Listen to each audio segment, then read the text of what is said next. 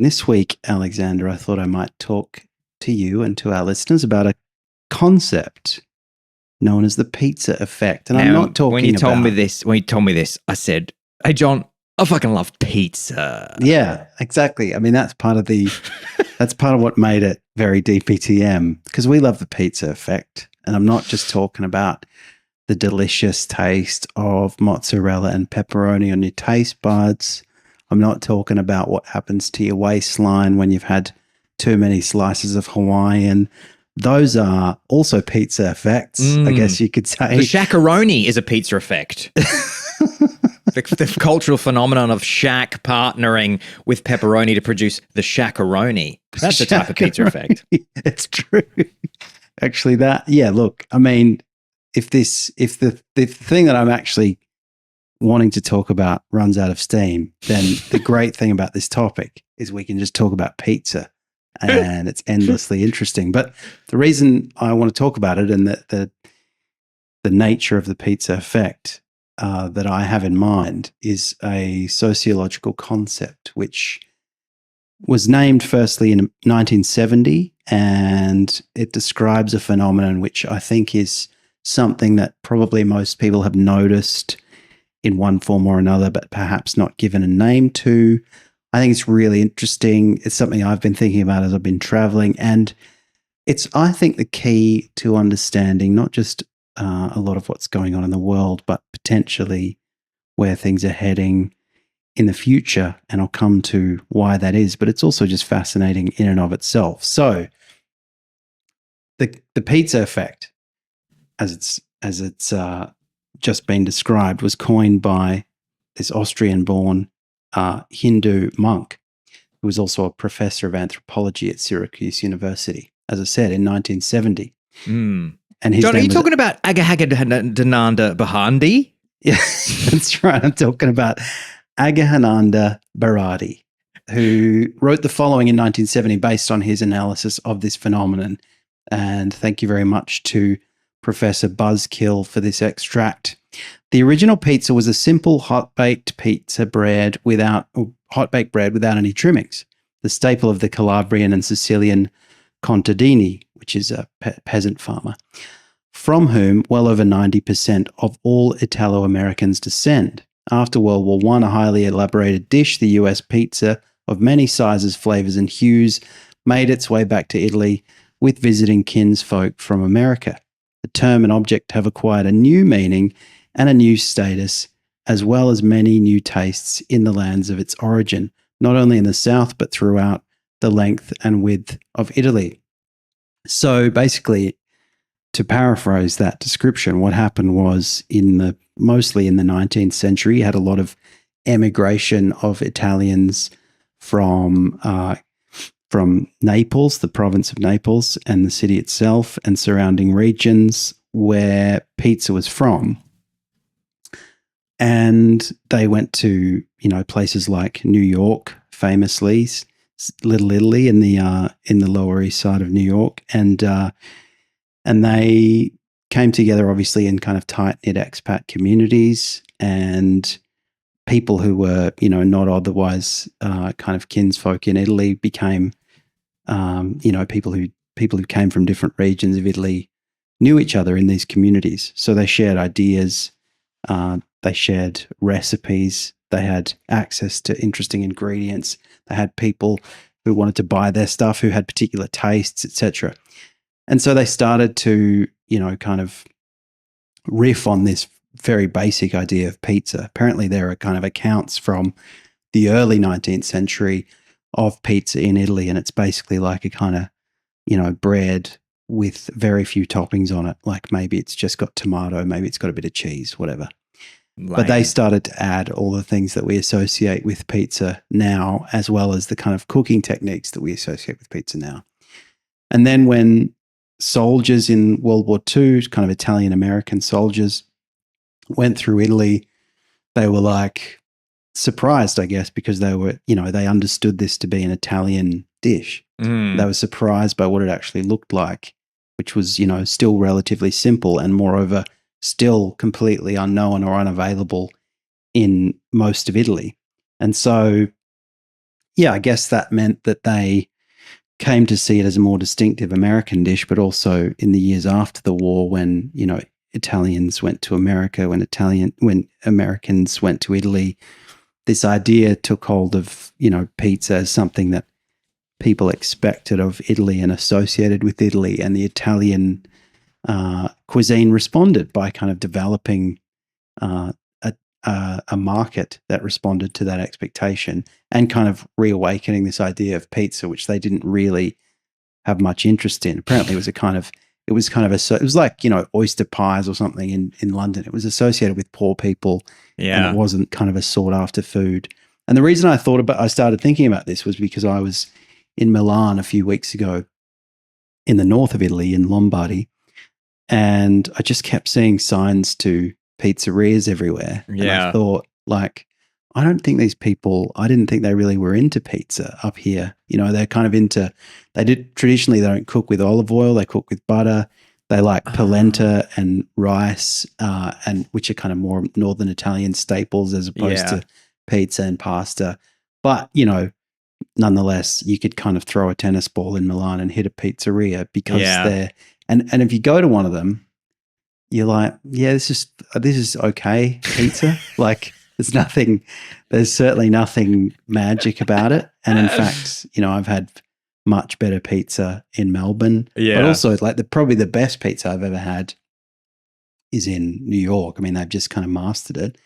So I thought, is this a case of Italy sort of imitating the imitators? And sure enough, that's pretty much what it was. So this pizza effect, and it was it's the actual name of the effect. Like you saw something in Milan and you were like, this is weird. I wonder what's going on here. And then you looked it up, and the actual effect is named after, like, it could have been anything. You could have looked it up and it could have said, the yoga effect or the K-pop effect. And no, it is in fact, you had spotted the best example of this. The archetype of the effect.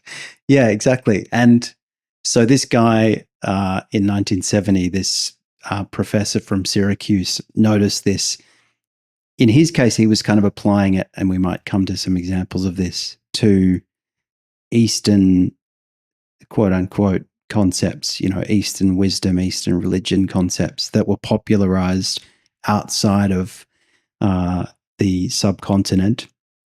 So, you had ideas like, as you said, yoga, mindfulness, meditation, etc., Buddhism, which got popularized in the West and then kind of reintroduced in that variation, in that varied form, back into subcontinent and embraced by them. So the pizza effect really describes that process, I guess, of something being imitated or copied or reflected outside of its place of origin in a way that ends up kind of reflecting back on the way it is in that place of origin. So the people who are, in this case, the Italians, thought, actually, maybe we do like pizza, and maybe it is kind of part of being Italian to have pizza. So let's have it. Because I don't think it's all just for tourists. I think they actually have developed more of a taste for it in response to that kind of effect, so that it's sort of been reabsorbed into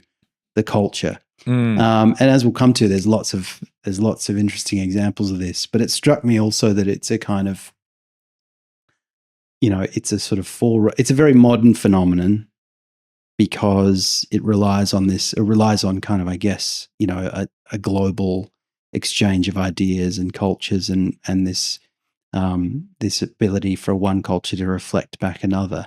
But it also maybe could be applied to something like people on social media. We might come back to that, who live in this sort of performative identity space, because it is a kind of form of performative identity, really. It's like saying, okay, you think we're like this, well, all right, maybe we are, so that's pizza as the kind of archetypal example. But there are lots of others. Another one that you and I discussed in the lead up to this episode is coffee, particularly coffee culture in Australia, which again is something that, like, Australians love to say, I went to Italy or I went to France and the coffee was shit compared to what I think it is in Australia. Yeah. Which I guess just reflects, Australians are sort of insecure about their own lack of a national cuisine or culinary status. So they love saying those sorts of things. But it reflects this phenomenon, I guess, where we have kind of tried so hard to, particularly in places like Melbourne, to kind of get good at this, partly because we love it, but partly because we kind of enjoy feeling like, it's a little way of being kind of continental and sophisticated in Australia. And we've sort of outdone ourselves to the point where, we're probably better at it than a lot of places that we're kind of aping in doing that kind of thing.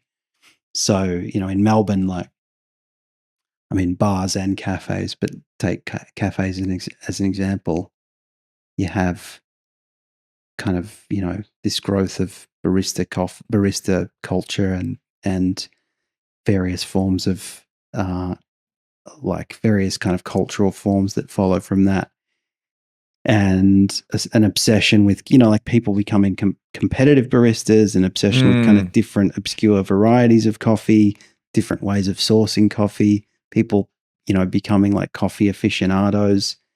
And part of that was we wanted to feel, in Melbourne, I think, in particular parts of Melbourne, people wanted to feel like it was a little slice of Brooklyn in Australia.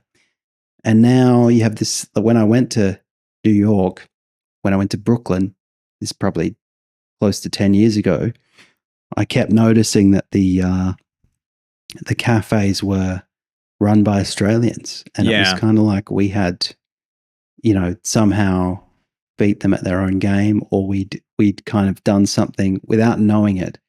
We had done something which wasn't actually an imitation, but was in some way novel, and then seen as worthy of adoption by this culture that we thought we were just imitating. And then the most recent time I went to New York, I was in Brooklyn, and I went into a bar, and the guy said, it's a kind of Australian style gin bar. And I'm like, what does that mean? Do we have gin bars? Well, and the origin of, I don't know the exact origin. I'm sure gin goes back really far, but when I think of gin, I think of London. But so that would be weird if it's like the UK to Australia. And then also, exactly. I don't even know what an Australian gin bar is. No. But I think that basically it meant that he was selling Australian brand gins. But I think it was this kind of atmosphere that was a bit like a Melbourne bar pretending to be a Brooklyn bar, except now we're back in Brooklyn and they're pretending to be the Melbourne bar pretending to be a Brooklyn bar, which was just layers of weirdness. Yeah. But Al, you've got some examples. The first from thing your own life. When I said is this about pepperoni? From my own personal life, I said once again. I said, John, I've got so many notes about the Shakaroni pizza that I want to talk about. I'm so thrilled that you've finally come around to talking about the Shakaroni pizza. The first thing that came to mind when you mentioned this is not a physical object like pizza, but rather an art form, and it was blues, because I immediately thought of the British wave that took blues music. So you had the blues as this late 19th century art form amongst the African American community, and you have artists like Robert Johnson, Charlie Patton, who's described as the father of the Delta blues, and the other one, John, which I'd never heard before, a blues artist who I became aware of, and you're going to love this. Blues artist, have you heard of W.C. Handy? Is he made famous by W.C. That's right. So I didn't know. I never knew. So that's Walking in Memphis by Mark Cohen. And everyone will remember that song from the night. W.C. Handy, won't you look down over me? Yeah, I got a first class ticket. But yeah, I didn't. So I loved seeing W.C. Handy. I finally knew. I said W.C. Handy is a blues artist. But then so you got blues popping off in the late 19th century in the US. And then in the 1960s, you have British rock bands like Rolling Stones, Led Zeppelin, and Eric Clapton and the Creamheads. They're blending it with rock to create blues rock. Right. And then it gets re-imported. Basically, anybody in the US who is then influenced as a musician by that music, then that's very much a pizza effect. And I guess the pizza effect in music is very obvious. I also had examples here. K-pop. Yeah. K-pop emerged in South Korea in the 90s, gets really popular in the 2000s with Losers in the US, Asia, and America. And I thought you were naming a band. You're just saying it's popular with Losers. Yeah. It's very popular with people who are just not great at socializing. I love that for them. I love that for you. But then it's global success. If all your mates are into Disney and you want to be into something different, just choose K-pop. Yeah. Yeah, look, if you're into K-pop, I hate to tell you, but I'm going to be able to tell you a bunch of other things that you're into as well, because you're a real basic BTS bish. If we should do a K-pop episode. I don't even know enough. It's never even been enough on my radar to, like, when people say to me, "Oh, I love K-pop," I'm just like, I don't know. I've watched a couple of BTS videos. It's sort of it sort of angers me, the softness of the men, in it, if you want to call them that. I'm not really sure they could. I don't want them. If I get a flat tire, I don't want BTS. No. Next to me trying to change. Well, what's interesting is they have compulsory military service in South Korea. So some of these soft boys are getting, like, there was a big scandal because I think some of them were initially kind of trying to find a way out of military service, and everyone was like, well, hang on, why should you get a free pass? So they made a show of being like, no, we're going to do it. We're going to put our recording on hold and go into the demilitarized zone and give the middle finger to some North Korean troops. Jog on. But so maybe they came back slightly less kind of anime come to life soft boys. I don't know. Coming back to your example though, so what you're saying is you had the blues, which was obviously a kind of American South thing. You probably had recordings from, going through until the kind of 1920s of these founding blues artists. They were seized on, a bit like Moby seized on various forms of kind of musicology recordings. They were seized on by early rock musicians or would-be rock musicians in the UK. And then that led to a kind of interest, a kind of inverse interest, a readoption or reabsorption of blues in America, which is, I think, why you have this kind of blues revival. So a lot of the recordings we have of, say, someone like Mississippi John Hurt, who's a great blues artist, he was around in the kind of 1920s, maybe even 1910s, and made a few recordings, which did okay.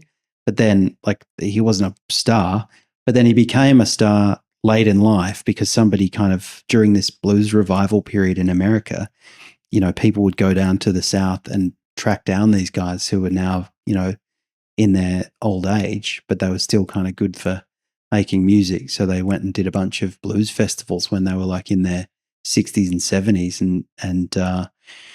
and in between, nobody was that interested. But I guess what happened in between was that, like, that sort of transatlantic adoption of their music, and then Americans going, actually, this is a really cool thing that we have, blues music. Yeah. Maybe they thought, we didn't really think of it as interesting or original, but now that it's been reflected back to us by Brits, we realize that it's worth valuing. It's funny that. Yeah, well, I mean, you could look at somebody quite contemporary like Jack White. So he would be a very good example of somebody that was influenced by, like, British blues music. I mean, his stuff is like, has traditionally been quite rootsy, bluesy as well, but I'm sure he was obviously influenced by that British invasion as well. And then he is an American who's doing his interpretation. And then I would say the same thing about apparently reggae. So you've got reggae in Jamaica in the late 60s coming out, evolving from earlier genres. And then pretty much Bob Marley makes it huge in the 1970s, particularly in the United States, but particularly in the UK. And then some of those like studio production techniques and things were then seized on by like dub artists back in Jamaica, who kind of took some of the slicker production techniques I read and then brought them back into. And probably the same thing is kind of true of house music. House music and techno came from Chicago and Detroit, respectively. Very few people in the US really cared about them. They were quite underground. Europeans it's quite a common tale of Europeans like taking American musics and doing their own thing, and then Americans going, "Oh wow, they're doing something interesting. I'll do a take on that." But they're art forms, John. But then if we're getting back into things that are a little bit more cultural events, there's a bunch of those as well. We could start off with your favorite, St. Patrick's Day. Did you read about St. Patrick's Day on your quest for the pizza effect? It's funny, actually. St. Patrick's Day and Halloween I read about as kind of following a similar trajectory.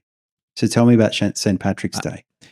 So St. Patrick's Day, historically a religious observance honouring the patron saint, St. Patrick, in Ireland with modest celebrations. This gives me a good chance to use my Irish accent. Like church services at feasts, but no major parades until the 20th century. And that's because Irish immigrants in the US began large-scale St. Patrick's Day parades, with the first recorded in 1601 in Florida, and a notable one in New York in 1762. By the 19th century, these parades with green attire and festive marches became a symbol of Irish American identity. And then Ireland adopted the parade tradition from the US, with Dublin's first official parade in 1931. Oh, wow. The Americanized style, green-themed, boisterous celebrations with a lot of booze. And, I'm just picturing that fucking great Simpsons episode where they have St. Patrick's Day parade in Springfield and everybody's like wearing green and drinking beer, and Homer just hammered, just puts a barrel on his head and just goes, "Look at me, I'm the Prime Minister of Ireland." And everyone cheers. So good. And then so like the Irish, the contemporary Irish St. Patrick's Day is very much informed by the American Irish identity and take on St. Patrick's Day. Same with Halloween. So, you did have a kind of, you've got like basically festivals, traditional Gaelic festivals at the changing of the seasons.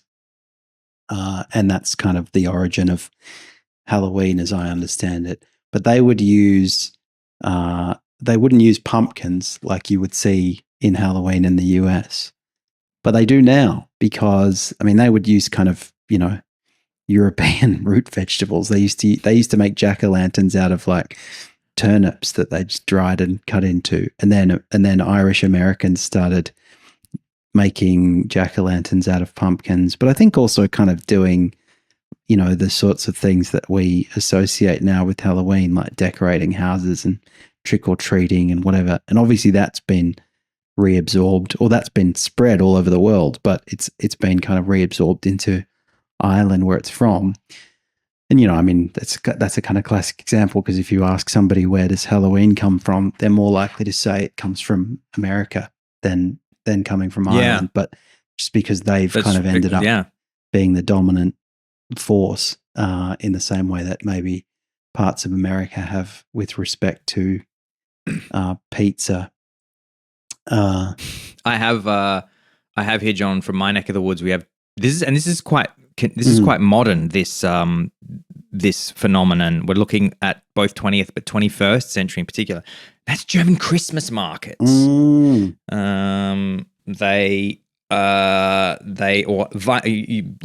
You're lucky to have such beautiful pronunciation here, John. Or Weihnachtsmärkte.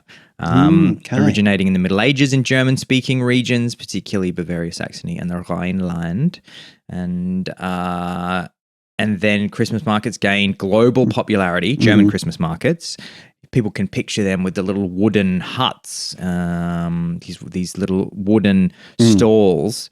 They're very cute, and they're sort of made there's a lane, and there's these things either side, and they're selling sausages and mulled wine, and gingerbread, Christmas tree ornaments.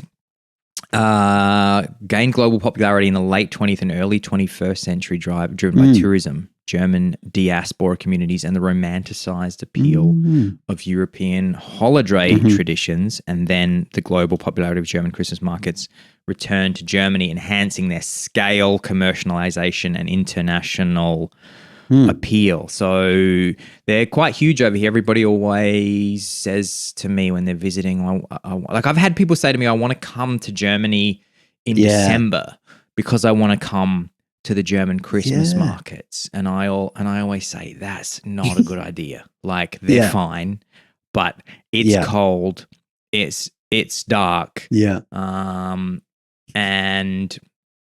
And it's fun. You have one great night, but that's about it. I do go to them maybe once every 2 years. Some of my mates will. It's fun to hang around, and you have a little shot of schnapps and mulled wine, and then you buy a mulled wine. You have a little bit of fairy floss.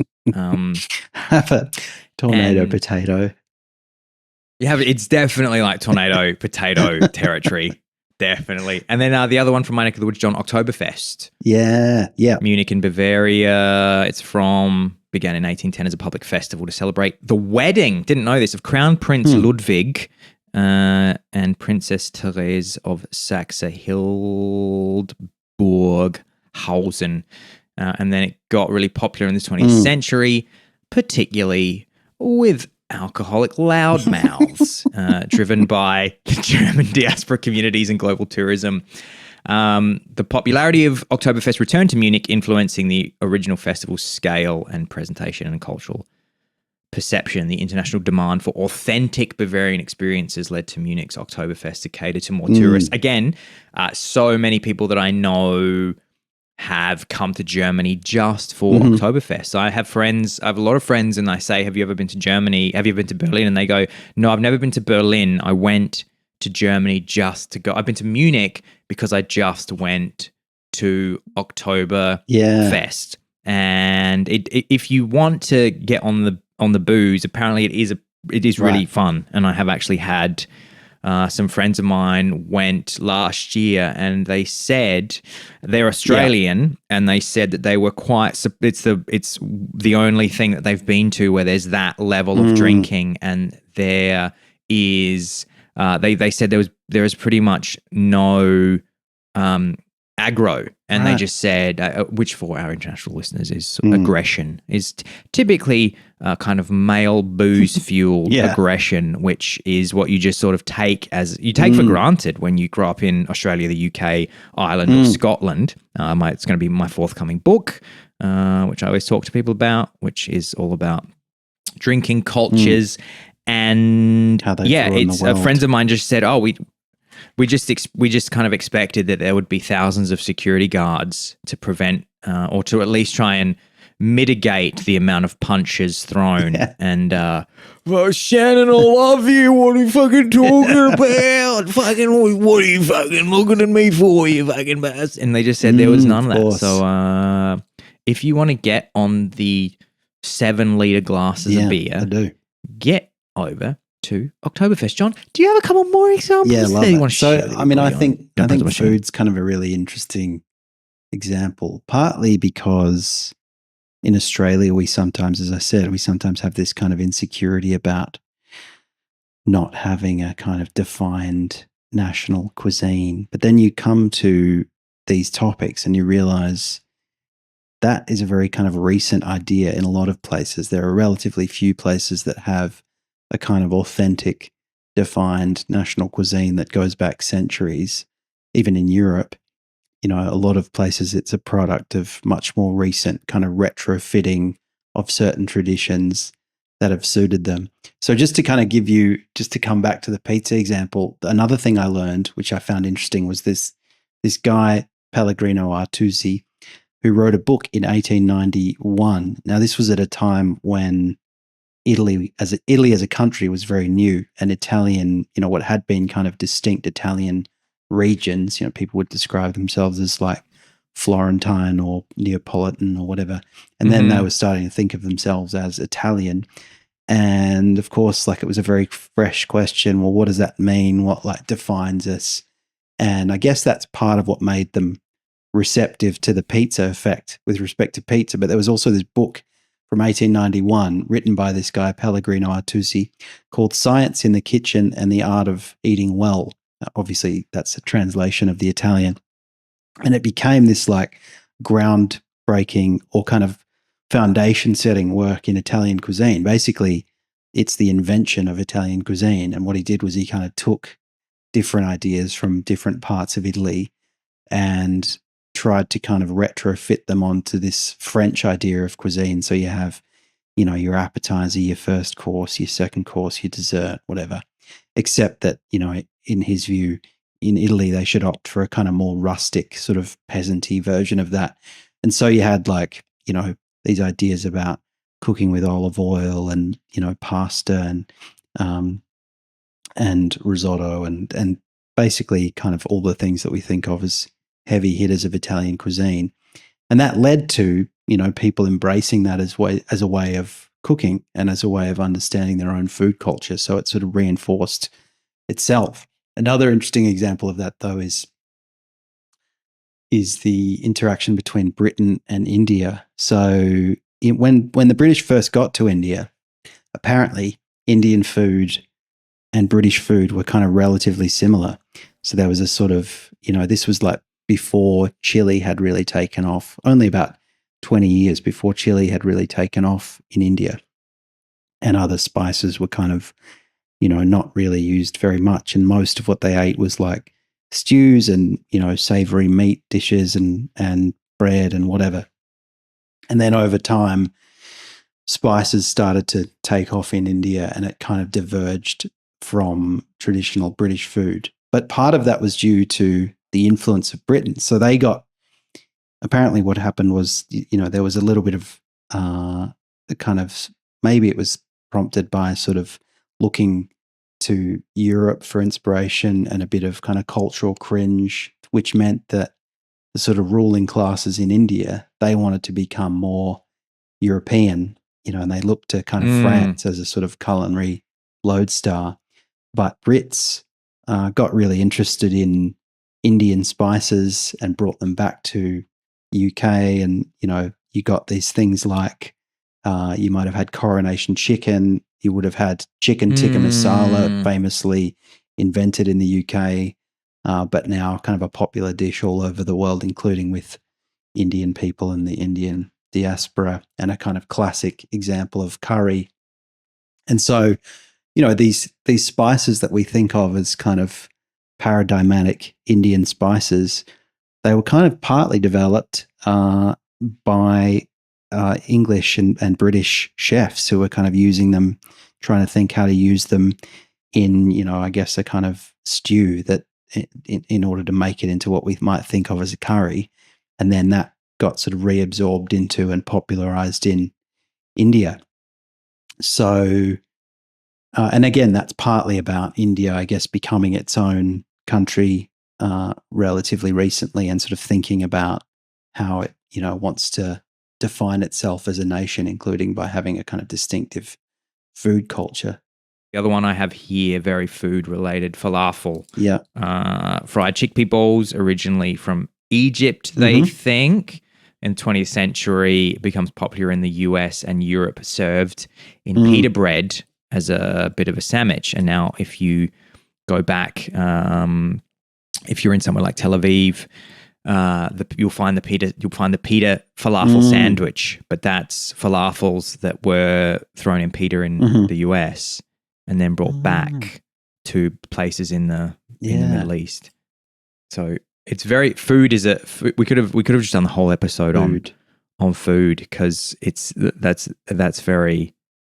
That's very pizza effect. I think that's everything. I think we've gone through every single thing that's ever been pizza affected, John, for this episode. So if you wanted to get all the things that are pizza affected and not miss out on any of them, then this was the episode for you. The only one I had on my list was crocodile hunting, which Steve Irwin popularized with the Americans, and now we in Australia have taken up hunting and wrestling crocodiles in large numbers. Thank you, Steve. Because of the popularity of Americans that show. Come to Australia thinking, and I have to say, no, crocodile hunting is actually a very specific regional activity. It's not an Australian activity. And they say, come on. Why did they call him? I mean, he obviously didn't kill crocodiles. Isn't that what a hunt would be? It's true. Crocodile wrestling. He should have, but that just doesn't hit. The crocodile wrestler. Basically. The crocodile harasser. Yeah, the crocodile harasser is what Steve was more of. But I do think that's part of Australian culture that we've kind of, like that sort of, I mean, you go on those tours and you meet these kind of very ochre sort of Australian ranger types. And they're partly performing, but they partly just think of themselves that way. And they think of themselves that way, I think, as a sort of pizza effect, because Australianness is seen as like, synonymous with kind of outdoorsy, outbacky kind of types. And then some people in Australia really have responded to that stereotype by embracing that as part of their identity, which I think is overall a bad and annoying thing, but nonetheless an interesting cultural phenomenon. And so it made me think just to kind of think about what this topic means. I guess it made me think about a couple of things. One, as I alluded to earlier, like social media is a sort of form of pizza affecting. And you can imagine this particularly with celebrities. Like if you are putting out kind of a character into the world and then people are sort of, people are popularizing your image, people are maybe imitating you in different ways or they're reflecting back a certain idea of you, and then you sort of embrace that as actually who you are, then in a way you've been pizza affected by your own image. And you think about someone like Johnny Depp, who just kind of started out as like a normal person, and now he's kind of got these like designer rags and 100 different rings and bracelets. I think that's a man who's just had layers of pizza effect imposed on him by his pop culture image. And now he doesn't know who he is anymore. His accent changes every 2 minutes. He's got 8 layers of clothing on representing different Johnny Depp phases. What's the name of his character in Pirates of the Caribbean? Jack Sparrow. He's gone a bit Jack Sparrow. So he's sort of, he has gone a bit Jack Sparrow. That's true. I haven't seen a single Pirates of the Caribbean movie. Should I start? Yeah, now? Well, I think you should. I mean, this is the adoption of a Pirates of the Caribbean. Is the fact that the movie came from a ride itself an example it did, of the pizza effect? I don't even know. Wow. We should do a whole episode on rides, guys. Next week's show. Well, a related phenomenon which I was trying to shoehorn in, which I've wanted to talk about for ages, which I couldn't. Just give us. This will be an episode. So just tell us what's coming, John. Whatever you're going to say. It'll be an episode. Another kind phenomenon of related to the pizza effect. Not quite. It's basically life imitating art in the form of franchises. So you got like your Bubba Gup shrimp, which is still around. Yeah. And nobody really remembers that it came from Forrest Gump. But it's just kind of become a restaurant in its own right now. And you've also got like a club apparently I think it's in Mexico, which has the name of the club in the mask and is kind of mask themed. But it's like, it's still going, obviously kind of 25, 30 years after that film's kind of lost all of its cultural currency. And there'd be people going in there not really realizing what the reference What was is. it called? What was that club called? Was it called the Coco Bongo? I getting think that? that's right. Something like that. Yeah. Wow. And for me, guys, I'm going to do a whole episode on Jim Carrey film The Mask. Yeah. I'm going to talk about breakout performance Cameron Diaz. And we're going to talk about the man that I've spent the rest of my life imitating, Stanley Ipkiss from movie Mask. Boom, boom, boom, boom, boom, boom, boom, boom, boom, boom, boom. Somebody stop me. I still do that at dinner parties. I still do that. Somebody stop me. After I do a joke at a dinner party. I think he's trying to communicate. I still do that. I'm missing one. Alrighty then. Yeah. Alrighty then. Is that all of them? Alrighty then. Somebody stop me. Is that all of the Mask catchphrases? Guys, next week episode, The Mask's catchphrases. John, do you want to take us out of this episode? I want to say thanks everyone for joining us on this deep dive into the pizza effect. It's our favorite food, and now it's our favorite sociological phenomenon as well. And I want you to write in hello@dptm.org.